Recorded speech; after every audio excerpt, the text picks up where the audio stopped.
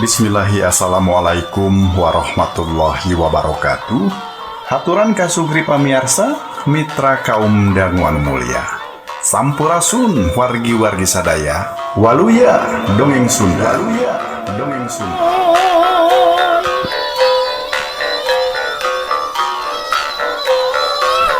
Puji syukur orang sanggakeun ka Gusti Nu Maha Agung, Pangeran Numur Beng Alam anu maha musik melikeun urang sadaya nu hirup kumelendang di alam pawayangan. Rehna dina larasan ayeuna Kang Gilang tiasan pangandai kasugri pamiarsa nu mikaresep tur mikatresna kana pedaran acara dongeng anu kajomantarakeun di channel YouTube Gilang Kasna di channel.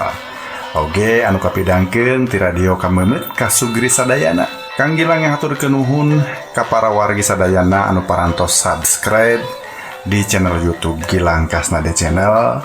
Kang Gilang oge bade ngemutan anu teu acan diaktifkeun notifikasi atau napi tanda loncengna mangga diaktifkeun supados henteu kakantun cariyos anu salajengna. Tong hilap sabadang-dangukeun pedaran ieu dongeng, di like, di share, atau napi dibagikeun di medsos kasugri sadayana. Kasugri pamiarsa mitra kaum dangu anu mulya, dina larasan ayeuna Kang Gilang baris medar hiji cariyos anu naskahna ditulis ku Surya Pringga. Dinten ayeuna kasugri pamiarsa urang tos nincak bagian ka-20 hiji. Dupi cariyos anu baris dipedar ku Kang Gilang dina judul Peurah Ladang Kapeurih. Ladang Kapeurih.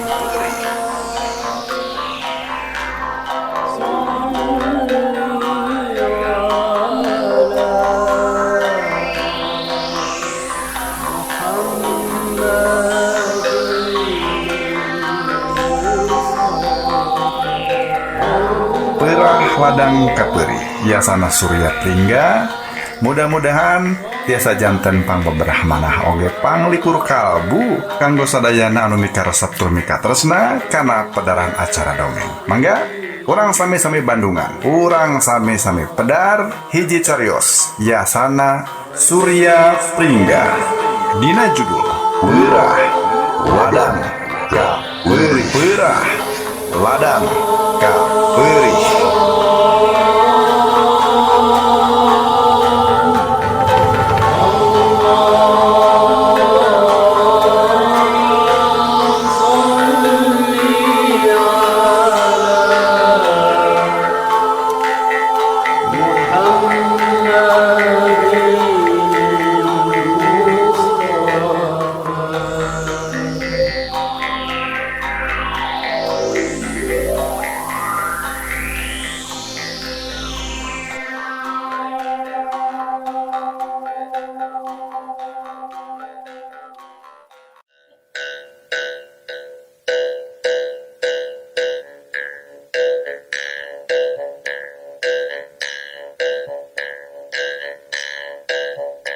Kaayaan alam ngadak-ngadak poek kalimpudan haseup hideung alatan ancurna kaayaan palataran.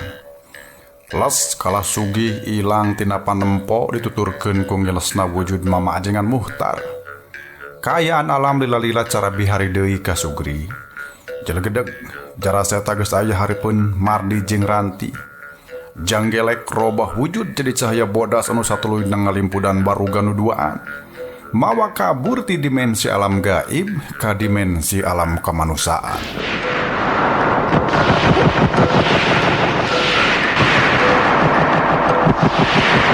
Kasugir pamiarsa jauh nembus wates dimensi ruang jeung waktu dina alam anu ngulit bawang jeung alam siluman. Mobil Pajero kelir bodas ngadius meulah poek mongklengna kaayaan peuting. Rag mobil teh eureun hareupeun wangunan hiji imah nu kawilang agreng tur tohaga.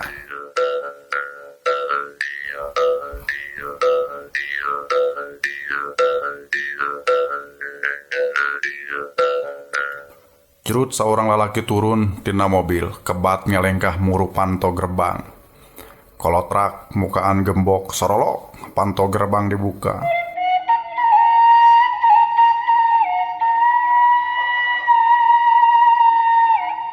Bus deui kana mobil, kebat mobil diasupkeun ka garasi. Kaayaan imah estu ti iseun kawantu ditinggalkeun rada lila. Anak jeung pamajikanana oge mondok moe di imah metohanna. Bade gana kabeh beralik sebab ngarasa keung cicing di imah sakitu gedena nu beuki lila beuki karasa geuman.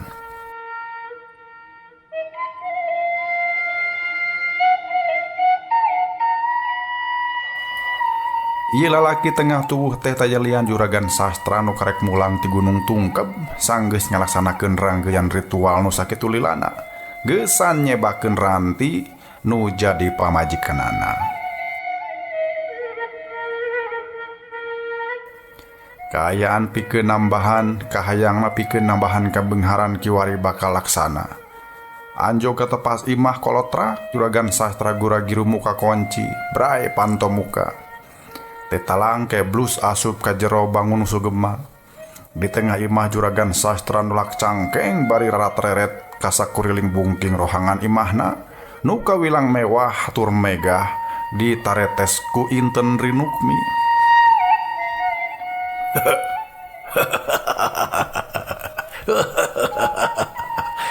Dunya poe ieu poe mungkaran sia tunduk patuh ka diri aing.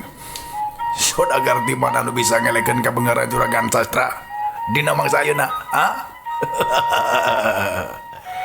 Kabeh manusia bakal mika serab kangaran juragan sastra deuleu. Moal aya nu wani anggah neuleuh beungeut aing saking ku serab ku marojoina diri aing. Dunya kabeh aya dina keupelan aing deuleu.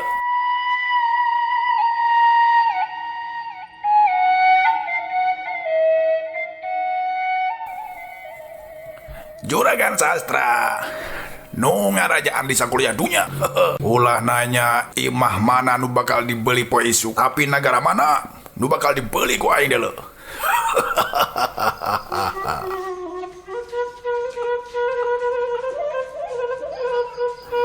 Mun aing hayang sakuriling bungking pajajahan dunya rek dibeli ku ngaran juragan sastra, kabeh bakal tunduk patuh ka aing. Kabeh bakal serab ka aing. Aing raja di raja. Di segala raja nu bakal kumawasa di sakuliah dunya. Prabu Agung Baginda Mulia.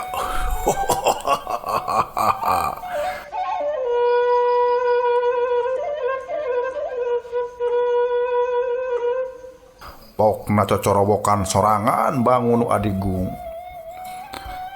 Kojengkang kalebah rohangan kamar. Blus asup kolotek muka kunci lomari nu ngajegir jangkung badag di satengahing rohangan.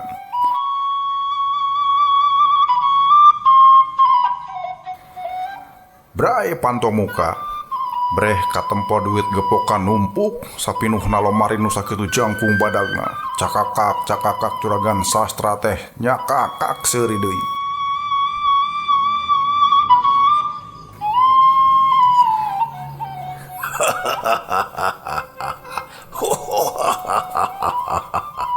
Ayo deuleu, jalma nu mana nu bisa leuwih beunghar tibatan aing deuleu.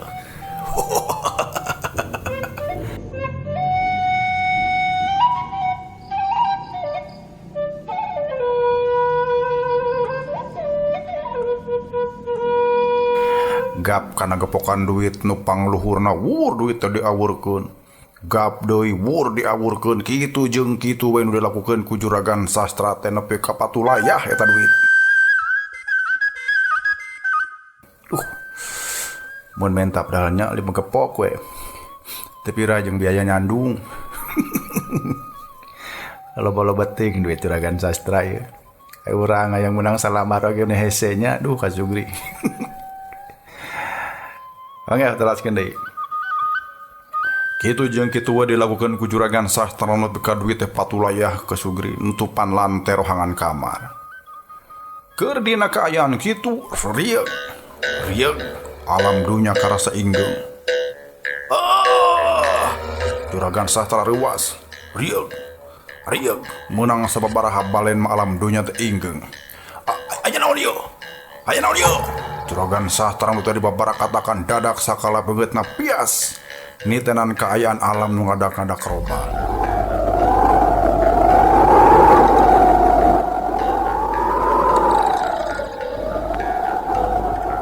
Seor angin ngagelembug niup hordeng rohangan kamar. Brah, jandela nu di lapisan saring si besi teh ngodak-ngodak muka. Buru-buru duit nu tadi ngagampar di satengahing rohangan teh mancawura kamana-mana.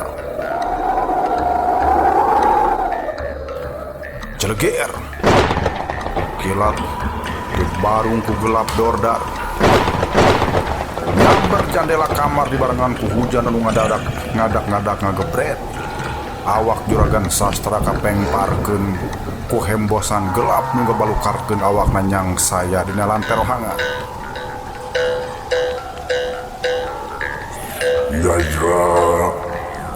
Sastra dia geus nyodorkeun manujan nu ngarusak alam jeung karajangan. Mangga kiwari wajahna dia nu kudu gantina Sastra. Ceuk hiji sora tan katinggalan atrana ker kadenge ku juragan sastra. Sorana handaruan mata keseber, tur mata keung nu ngadengekeun. Kanyang Gusti Kalasugi. Pokna bari rarat-raret ka sakuliring rohangan.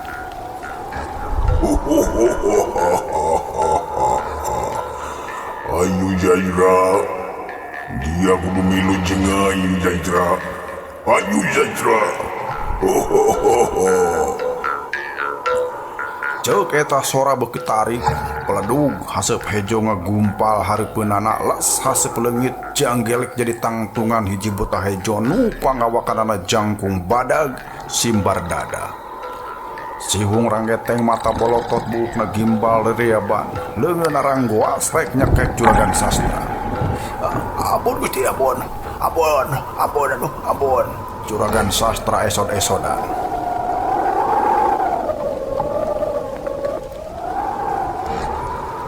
Dia kudu jadi gantina Jaira. Ceuk eta buta ngadeuketan jung juragan sastra langtung. Bertek lumpat ti bebaranting ninggalkeun rohangan kamar. Gok buta hejo teges aya di tengah imah. Juragan sastra labuh buru-buru langtung deui. Kabat hanjat kana tangga. Gok deui buta hejo teges aya di rohangan luhur. Gilek malik deui tuluy ti bebaranting nurunan tangga. Gok buta hejo teges ngadaguan di handap. Kitu jeung kitu kaayaan juragan sastra dina waktu harita.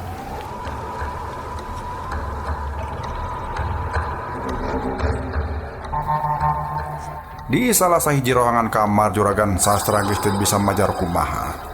Manehna aya dina lebah juru sagedengeun sadengkeun Kalasugi geus aya di hareupeunana. Gap pramoleungeun Kalasugi nu ranggoas tur kukuna paranjang teh nyekek beuheung juragan sastra. Jelegur. Bareng jeung eta kajadian kaayaan unggah rohangan imah juragan sastra ting jelegur dibarengan ku seuneu nguntap-nguntap. Kedur seuneu ngaduruk imahan nu agreng tur jangkung badan. Dina waktu anu sarua jongko-jongko beas juragan sastra nu ngayah di unggal pasar ngadak-ngadak kaduruk ka Sugri. Ngagareuwahkeun jalma-jalma nu aya sabudeureunana. Genjeleng sadada yeuh ear saja jagat imah katut jongko beas juragan sastra kaduruk nepi karata jeung taneuh dina waktu sakedeung. Ting trimna kaayaan lembur Ciloa kagareuwahkeun ku nguntab-nguntabna sirneun nu ngaduruk imah. Nya imah juragan sastra nu kawelang agreng di eta wewengkon. Nya sakabeh hamba rakyat Ciloa ngadak-ngadak seah ku nempo imah juragan sastra nu geus dilalap ku seuneu nu kawelang badan.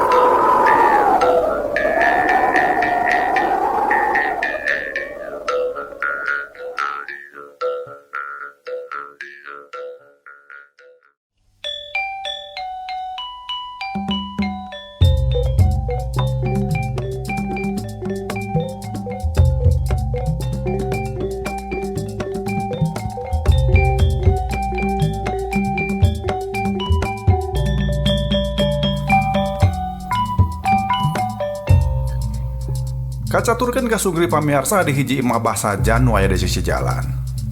Mang Ibro katut becin kagareuwahkeun ku Ranti nu ngadak-ngadak hudang bari ngajerit.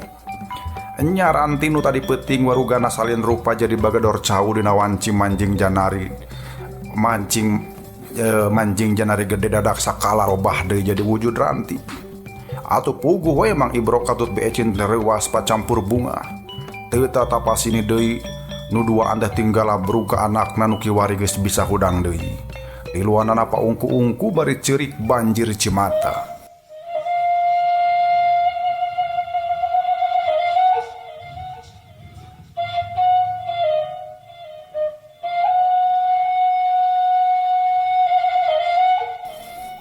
Ranti gelis anak ping anak bapak syukur anjeun geus balik deui ceuk Mang Ibro bari ngaguk-guk ceurik. Ranti hampura emak bager gara-gara emak anjeun jadi kieu. Hampura emak geulis hampura. Duh, ceuk beecin bari sarua di banjir Cimata.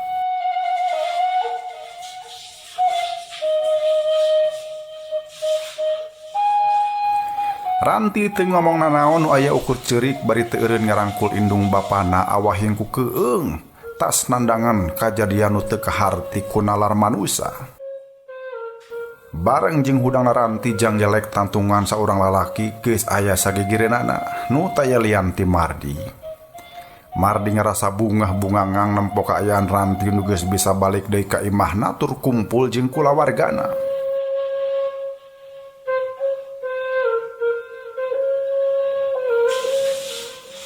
Jang Mardi.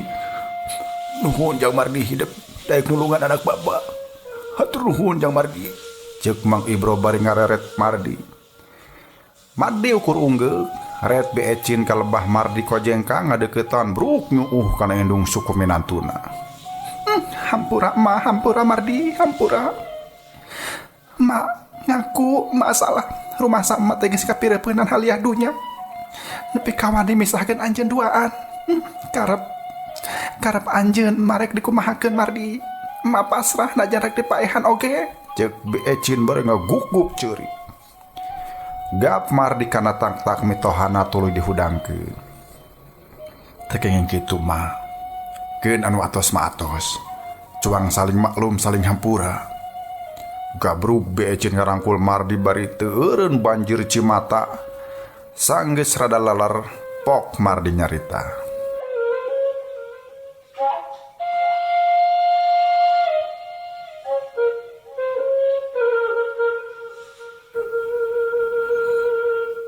Pak, oge mah kalepatan antawis urang sareng urang nutos kapengker urang sami-sami lubarkeun.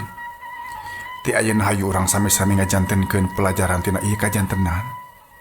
Mudah-mudahan urang sadaya tiasa janten manusia anu langkung mulia mungguh Allah Subhanahu wa taala. Ceuk Mardi dari anaker. Mang Ibro beecin katut Ranti ukur unggeuh. Ayeuna tugas abdi parantos lekasan. Salajeng namah panuhun Bapak sareng emat tiasa nyandak Ranti ka rumah sakit kanggo mulihkeun deui salirana supados jag-jag deui. Sareng mulihkeun mentalna tina trauma ku pangalaman anu parantos tumiba ka dirina. Mangga Jang, mangga. Tembal Mang Ibro singget. Ayeuna abdi bade permios, Pak. Bapak oge emak Ranti mugia sing dara masalah wasnanya. Amin, Jang, amin. Nuhun Jang, kudu kumaha bapak mulang tarima ka hidup. Atos pateh kenging demutan. Assalamualaikum. Ceuk Mardi bari imut. Waalaikumsalam. Waalaikumsalam. Tembal nutiluan Mardi kebat ninggalkeun imah mitohana dianteur ku paneuteup Mang Ibro beecin katut Ranti.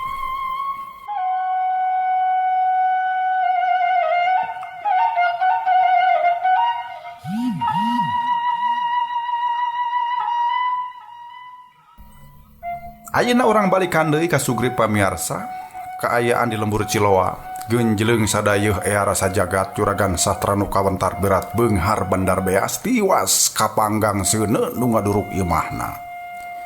Aneh kalawan nyata harta banda ludes kaduruk di unggal tempat. Kaasup jongko-jongko beas nu ngayah di unggal pasar. Ancur lebur papan karitulis hirup jeung kahirupan juragan sastra.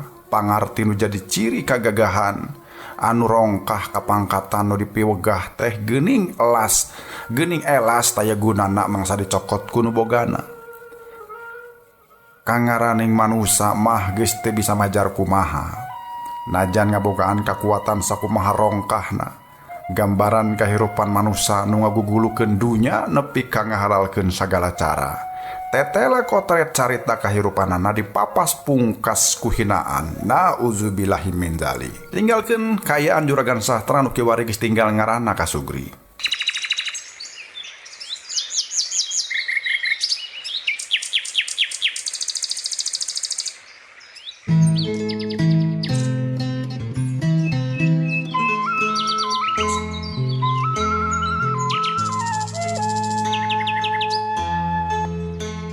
Sorot panon poe dina mangsa hanet moyan ngabagiakeun sakumna umat manusia nu melendang di Marcapada.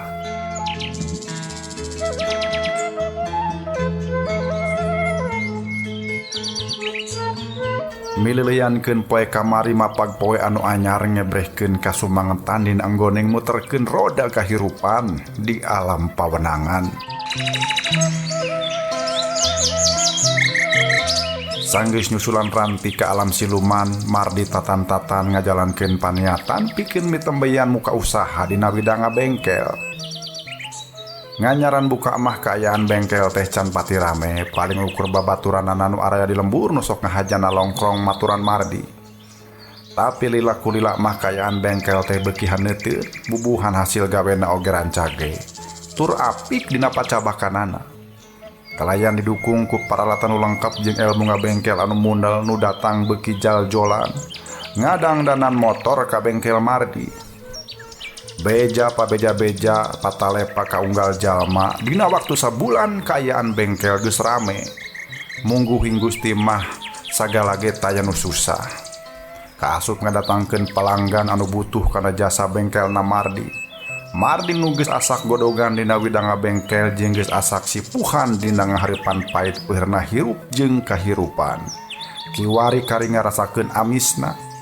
Pagawean anu samemehna dicekel ku sorangan beuki lila beuki teu katahan antukna 3 urang babaturanana nu biasa ukur nongkrong kiwari jadi pagawena.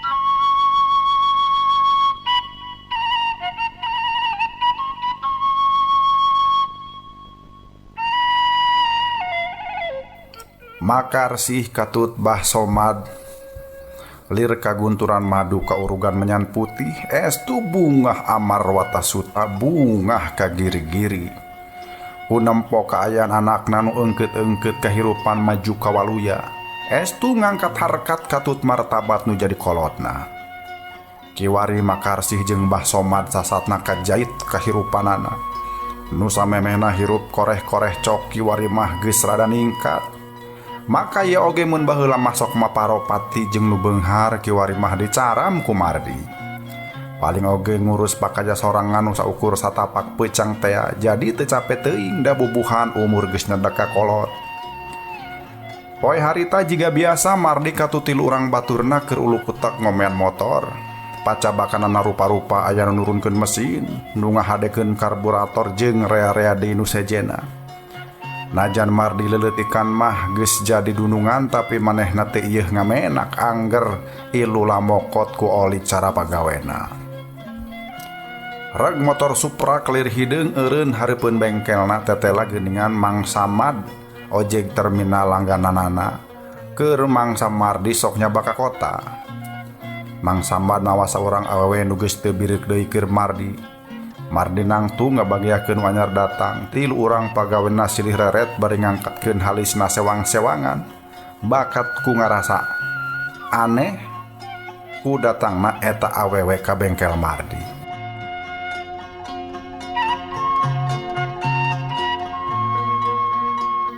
Ek naon eta ka dieu euy? Teuing euy, ek nungtut patimu kaya meureun. Cadol. Patimu kaya naon cenah? Cicing ulah geruh. Bayang ciluk bakekok meureun jeung bos kita teh. Ciluk bakekok naon dari maneh? CLBK. Yey, uyuhan. Awewe ka malu dia. Kandeng sia tong tarik teuing. Eta jelema tukangeun. Ups. Sing horeng si mana horeng nu datang teh taya lian tiranti popotongan Mardi nuki wari geus jag-jag cara bihari deui.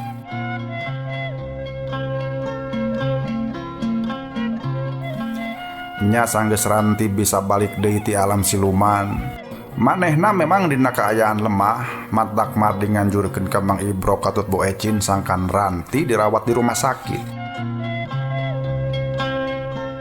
Pikeun mulihkeun deui kasehatanana, nya kiwari pisan Ranti geus jag-jag deui nepi ka bisa nepungan Mardi ke eta tempat. Assalamualaikum. Tokna barang anjou ka hareupeun Mardi. Waalaikumsalam. Waalaikumsalam. Kompak nu area dirinya teh saur manuk darembalan. Mulih di mana Ran? Mardi hegat ngabagiakeun ku pananya. Mardi nu baheula mah teu weleh nganengkeun ka Ranti kiwari mah cukup nyebut ngaran. Bade ka akang sakatenan ngajajab ieu kawiatan ti emak. Tembal Ranti bari nyodorkeun rantang. Oh, bari dia tuh linggi. Kisah kedapnya abdi wabasuh heula. Cek Mardi bari nunjuk kana meja kasir. Tuluy ngoloyong ka tukang rek ngadon bebersih. Mangga Kang. Tembal Ranti pondok bari teu talangke gancang muru kana kursi nu aya hareupeun meja nu dituduhkeun ku Mardi. Teu kung cerila Mardi geus norojol deui bari geek diuk dina kursi pahareup-hareup jeung Ranti. Tos damang Ran?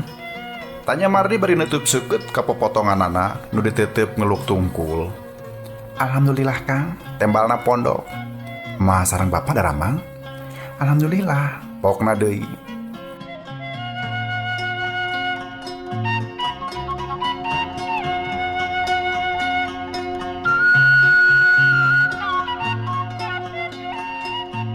Sajongjongan nu duaan kalah ting harulang jika nu eueuh piobrolkeun.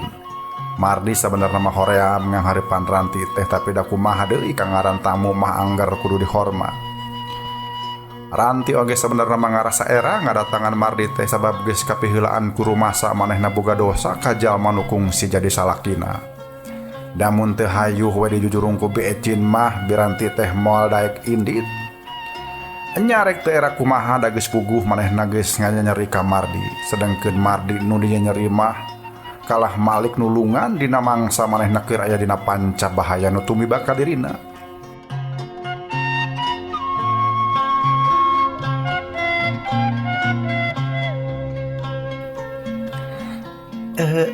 Kang, Cek Ranti bari ngawanikeun karet neuteup ka Mardi. Kulan, kumaha Ran? Tembal Mardi hegat. Same mepok Ranti rarat-raret heula ka sisi ka gigir sanggeus ngerasa aman eueuh nu nalengakeun pok Ranti kedal carita.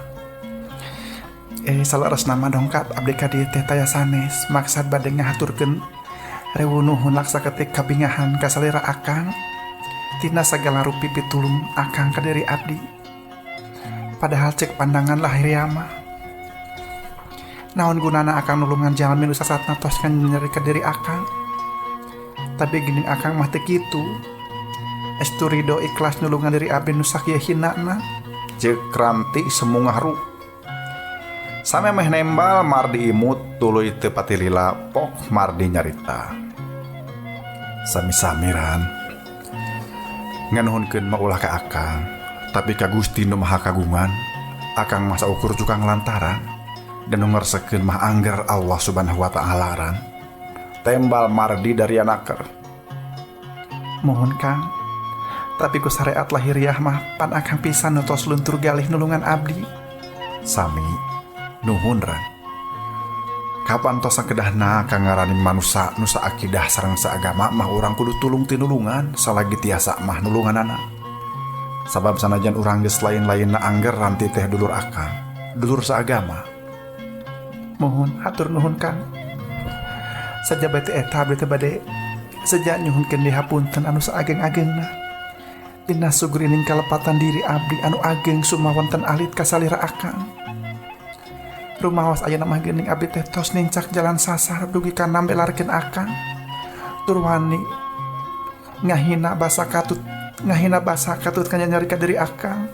Nu tetela ka dedeh ka nyaah akang teh taya wates wangena ka diri abdi.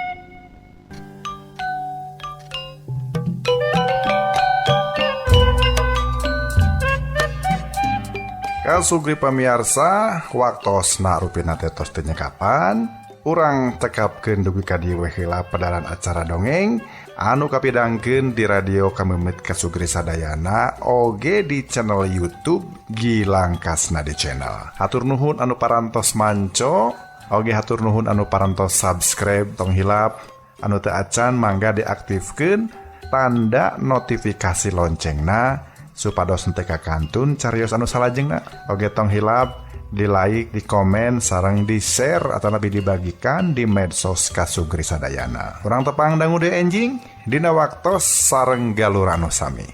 Kang Gilang pamit. Billahi taufik walhidayah. Wassalamualaikum warahmatullahi wabarakatuh. Permios Waluya Dongeng Sunda. Waluya Dongeng Sunda.